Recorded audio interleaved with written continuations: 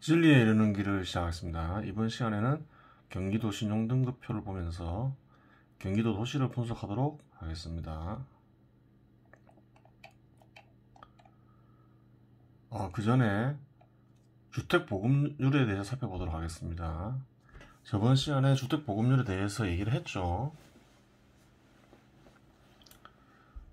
전국의 주택보급률은 한 83.8% 정도 된다고 얘기를 했죠.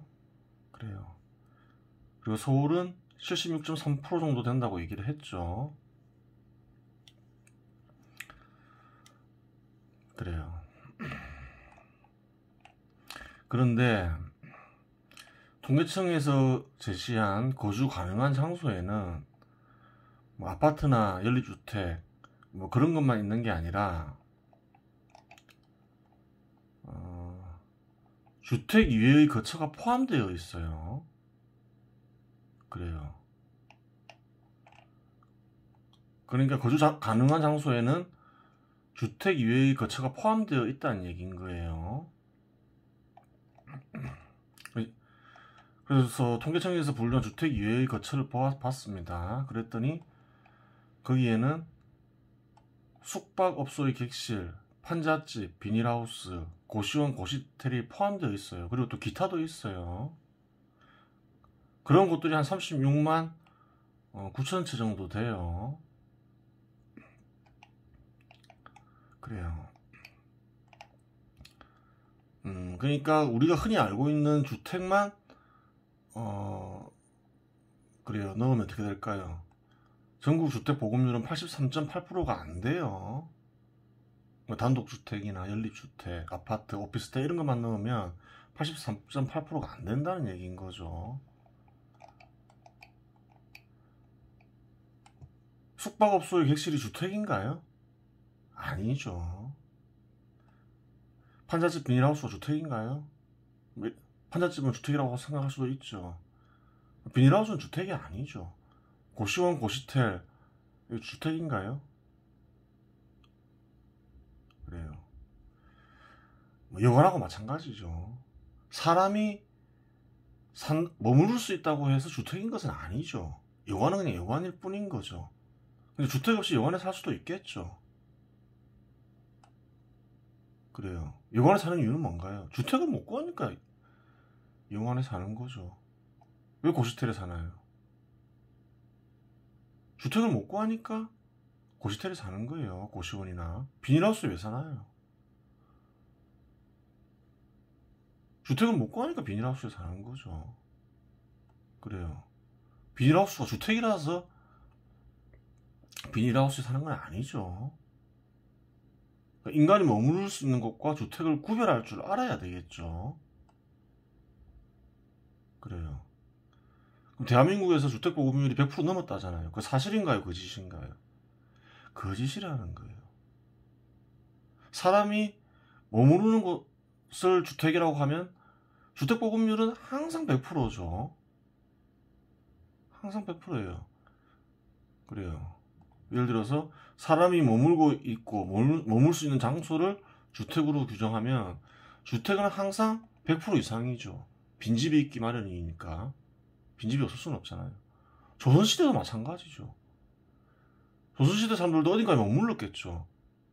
그 머무르는 곳을 다 주택이라고 해버리면 조선시대라고 해서 빈집이 없었을까요? 빈집이 있었다는 거죠. 주택 보급률은 항상 100% 이상인 거예요. 대한민국도 마찬가지죠. 우리가 흔히 주택이라고 부르는 곳을 주택으로 인식하는 것을 주택으로 규정하여 주택 보급률을 구하면 어떻게 되나요? 전국은 83.8%도 안 된다는 거예요. 통계청에서 분류한 거주 가능한 장소에는 비닐하우스, 숙박업소의 객실, 고시원, 고시텔 이런 게 포함되어 있다는 거예요. 그래요. 잘못된 거죠. 대한민국 주택보급률 100% 안 돼요. 83.8%도 안 되는 거예요.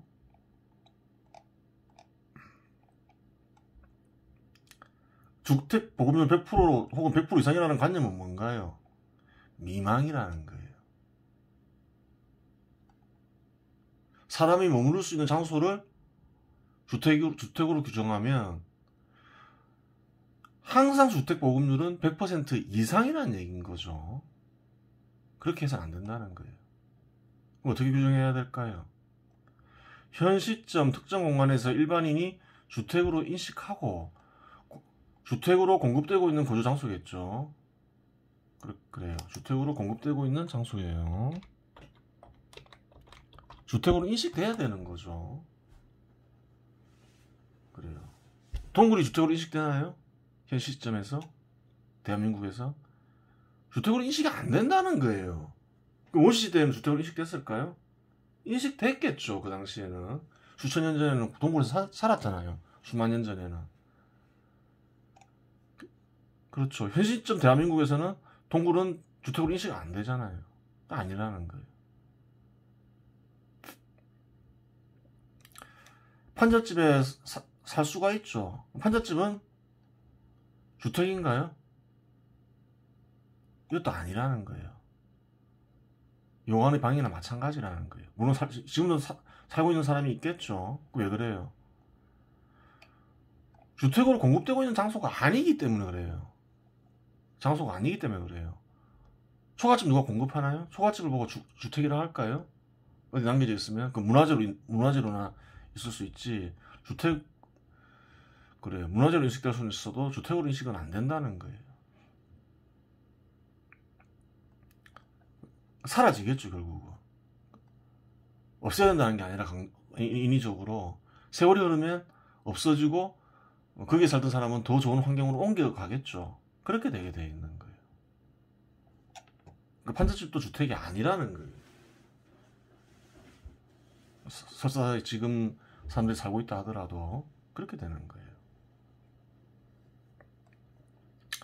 그래요. 그래요. 구별할 수 있어야 돼요. 우선 사람들이 주택으로 인식을 하고 있어야 되는 거죠. 누가 봐도 저건 주택이다 인식해야 되고 또 현 시점에서 공급되고 있어야 되는 거예요. 그래야지 비로소 주택인 거예요. 연립주택 어떤가요? 주택이죠. 보급되고 있죠. 아파트 주택인가요? 주택이죠. 보급되고 있죠. 단독주택도 보급되고 있죠. 그래요. 우리가 흔히 관찰하는 단독주택을 얘기하는 거예요. 보급되고 있는. 그런 거는 주택이라고 볼 수 있는 거예요. 그런 게 아니면 주택이 아니라는 거예요. 오피스텔도 어떤가요? 공급되고 있죠. 그리고 사람이 거주하고 있죠. 주택이 되는 거예요. 비닐하우스 주택인가요? 사람 머무르고 돼서? 아니라는 거죠. 유관방 주택인가요? 아니라는 거예요.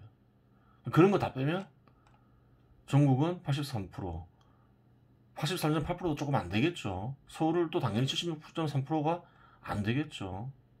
그래요. 그렇게 되는 거예요. 주택이라는 것도 계속 개선이 되죠. 가장 낙후된 주택은 사라지게 되고 한 단계씩 위로 올라가게 되는 거죠. 세월의 흐름에 따라서. 그렇게 되는 거예요. 그래요. 대한민국이 주택보급이 100%라는 100% 혹은 100% 이상이라고 생각하는 미망에서는 벗어나도록 하세요. 주택이 많이 부족하죠. 열악하게 사는 이들이 많다는 거죠. 고시텔이나 고시원이나 혹은 뭐 이상한 방에서 사는 사람들이 많다는 거예요. 그래요. 경기도지 아파트 신용등급 표를 보면 어떤가요? 저번 시간에 BC 등급까지 봤죠. 그 다음에 화성이 있죠. 뭐 화성은 그렇다 치더라도 그 밑에 보면 좀 시흥이 있죠. 시흥이 좀 이상하죠.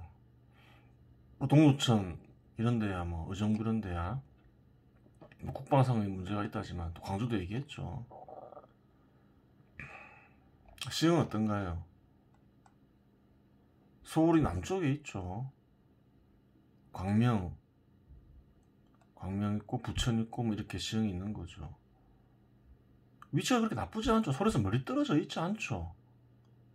화성은 시흥보다 훨씬 많이 떨어져 있죠. 시흥 밑에 안산 있고 안산 밑에 화성 있잖아요. 그럼에도 불구하고 신용등급이 어떤가요? 시흥은 낮죠. 화성보다 낮죠. 특이하죠. 한번 살펴봐야 되겠죠. 어떻게 그럴 수 있는가.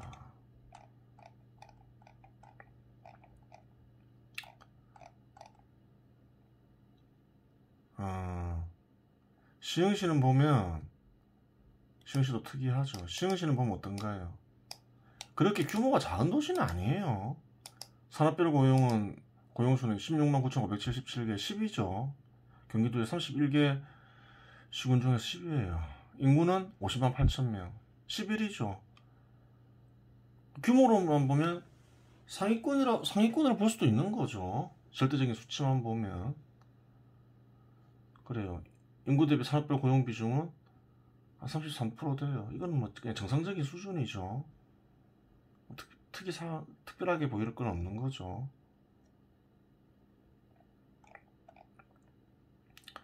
그래요.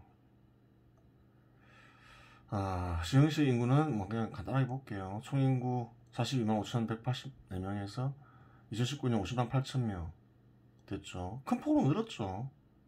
큰 폭으로 늘었어요. 가구도 15만 9천에서 19만 8천 개 많이 늘었죠. 많이 늘었어요.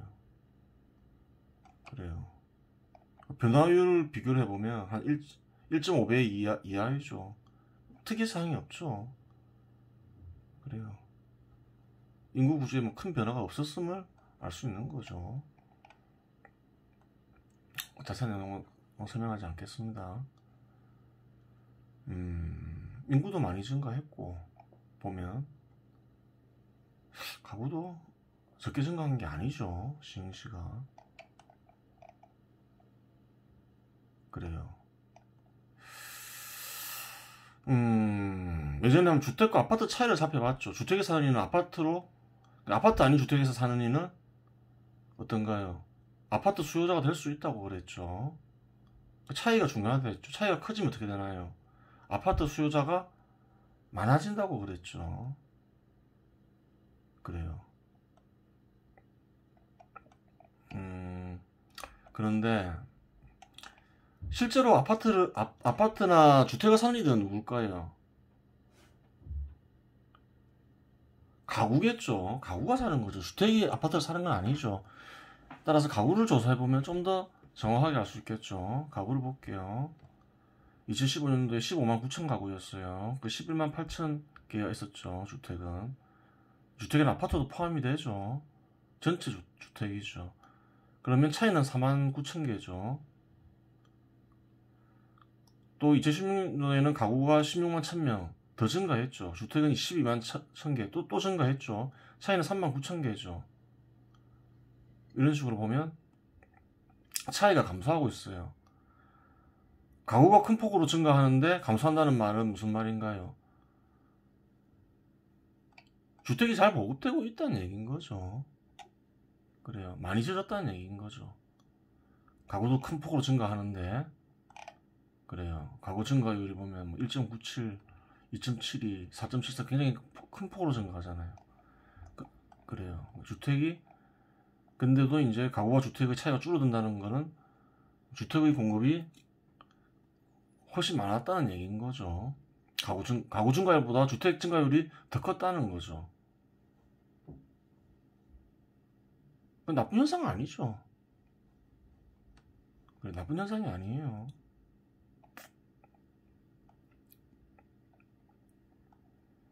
주거 현황을 볼게요. 가구가 15만 9,123개인데 아파트는 8만 7천 개, 차이가 7만 1,000개죠.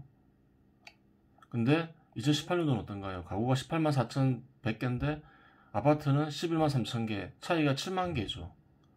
많이 감소했죠. 그래요. 아파트 보급이 아주 빠르게 진행이 된 거죠. 많이 공급이 됐겠죠. 4년 사이에 도시 규모로 볼 때 많이 보급됐다고 봐야 되는 거죠. 한 14,000, 5천 개 된 거죠. 그래요. 14,000개 정도 가까이 됐네요. 그래요.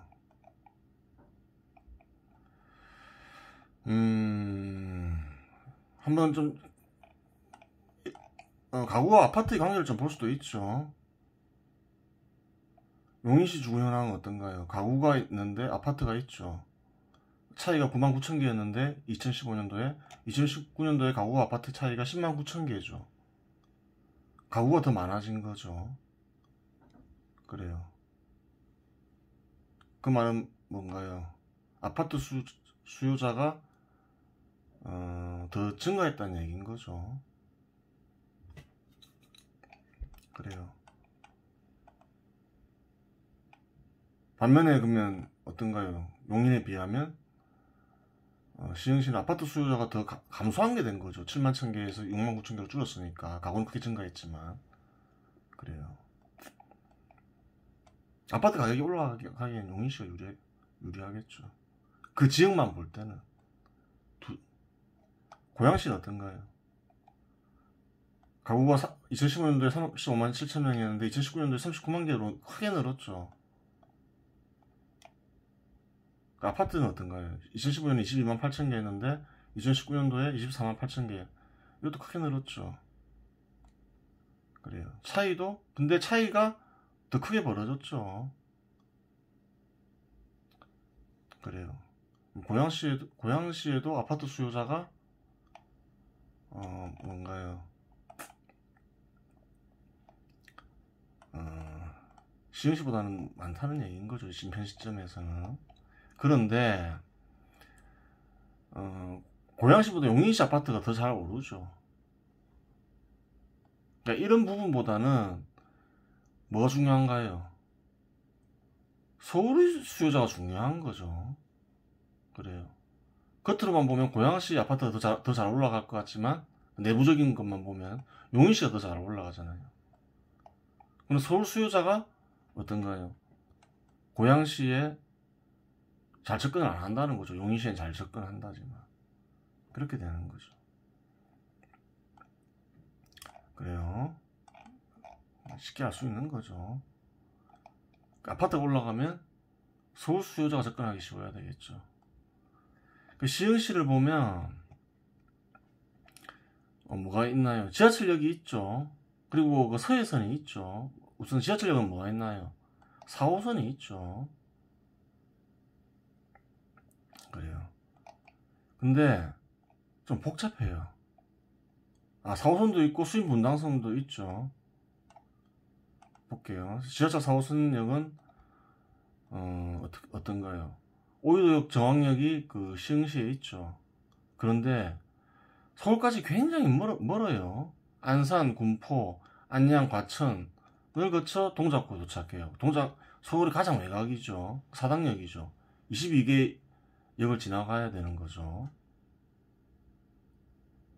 수인분당선도 물론 강남하고 통하지만 어떤가요? 오유도나 정왕역에서 가면 안산, 수원, 용인, 성남, 강남구 36개 역을 지나가야 돼요. 그래야지 서울이 가장 외곽에 도착해요.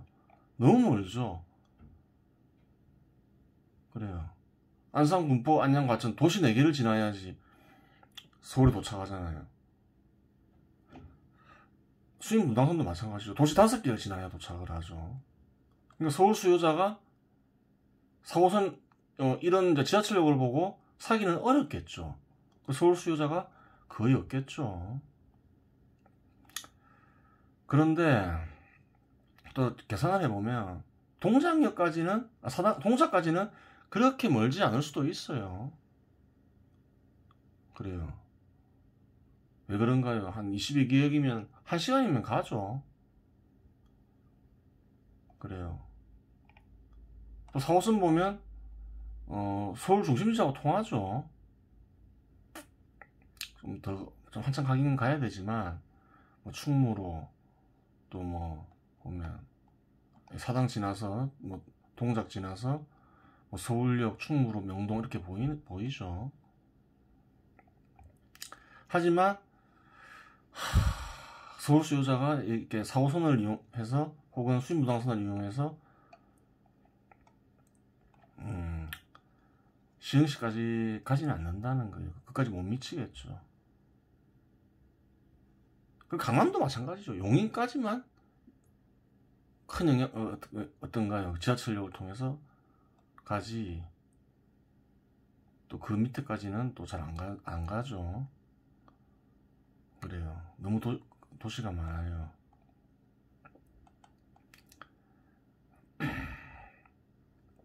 그래요. 그리고 동작구가 어떤가요? 동작구가 좀 가깝긴 가깝지만, 가면 가는데, 동작구 자체가 좀 그렇게 직장이 많은 곳은 아니에요. 서울 중심에 있긴 하지만, 좀 주거 역할을 하는 위주지, 직장을 크게 제공하는 곳은 아니라는 거예요. 서울 동작구를 보면, 9만 5천 개 있죠. 그 40만 개 있어요. 인구가 40만이죠. 비중이 23%죠. 인구 대비 그 직장의 비중이 23%예요. 다른 곳보다 현저히 낮죠. 보통 한 30% 되는데 서울 동작구 자체는 거의 주거지에 가깝다는 거예요. 그래요. 그러니까 뭐 크게 뭐 시흥시 그렇죠. 뭐 시흥시에서 출퇴근한 이들이 많이 있을 수는 없는 거죠.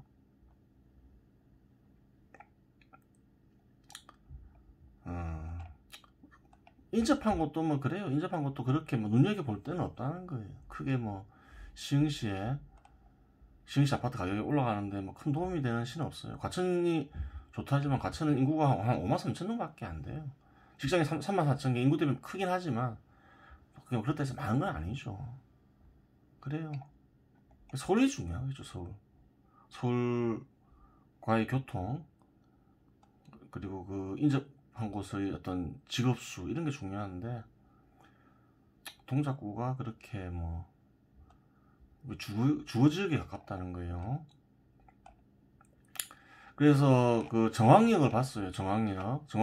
정왕역에서 이제 바로 안산으로 들어가죠. 정왕역 부근은 이제 아파트를 한번 볼게요. 정왕역에는 주공사단지가 있고 LIG 건영 4차가 있는데, 정왕 주공사단지는 2016년에 2억 6,500만 원 했는데 2020년에 2억 7천만 원 했어요. 안 올랐죠. LIG 건영도 2억 3,300에서 2억 3천 안 올랐죠. 그래요. 영향을 거의 안 줘요. 서울수요가 거의 없어요. 4호선을 통해서는. 근데 보면 안산도 없어요. 공포까지만 있었어요. 안산에도 영향을 안 미친다는 거예요. 4호선이 좀 그렇죠. 그 보면 둘러서 가죠. 서울 어떤가요? 안산보다 시흥이 위에 있는데 이게 바로 가는 게 아니라 약간 밑으로 갔다가 의왕을 거쳐서 이렇게 과천을 통해서 가죠. 그런 거예요. 4호선이 좀 이상한 거예요. 시흥한테는 되게 안 좋은 거죠. 바로 가면 좋은데 바로 안 간다는 거예요.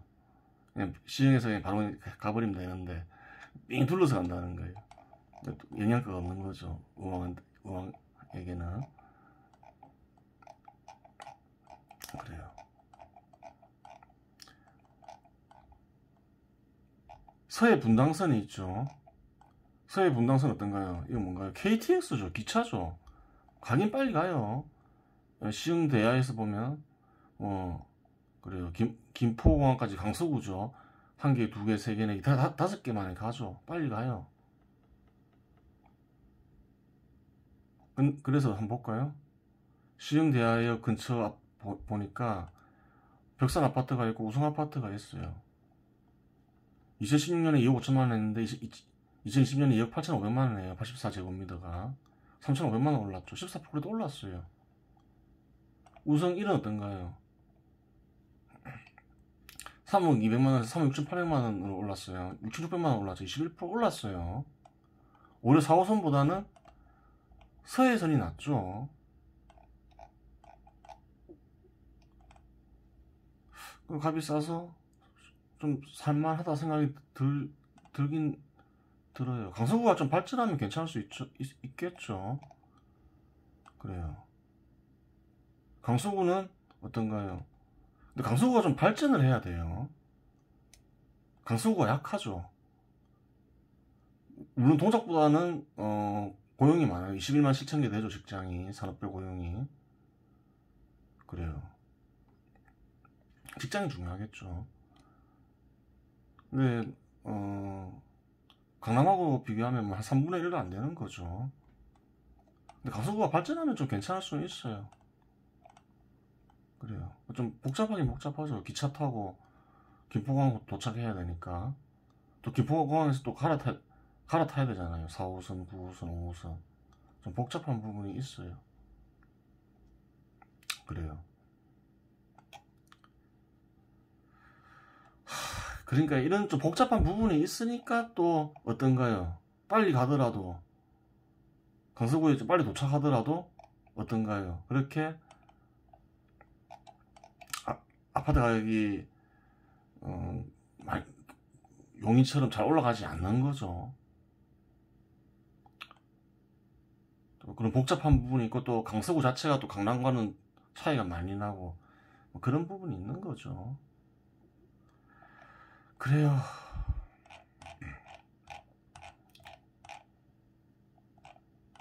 근데 좀 특이한 게 있죠. 신용 등급을 보면 4호선 따라 생긴 거죠. 화성을 빼면 4호선 따라서 예를 들어서 안산이 있죠. 시흥에서 시흥보다 안산이 더 서울에 가깝죠. 원래 그 이상은 시흥이 더 가까울 줄 모르겠지만 지하철로 보면. 그 다음에 뭐가 있나요? 안양이 있죠. 군포가 있죠. 군포. 그래요. 그리고 이렇게, 그렇죠. 위치는 시흥이 안산보다 더 가까운데, 지하철역이 4호선을 보면 그 시흥이 서울에서 더 멀죠. 안산보다 신용등급이 떨어지죠. 4호선 따라 신용등급이 생기는 것 같죠. 그래요. 이번 시간 여기서 마치겠습니다.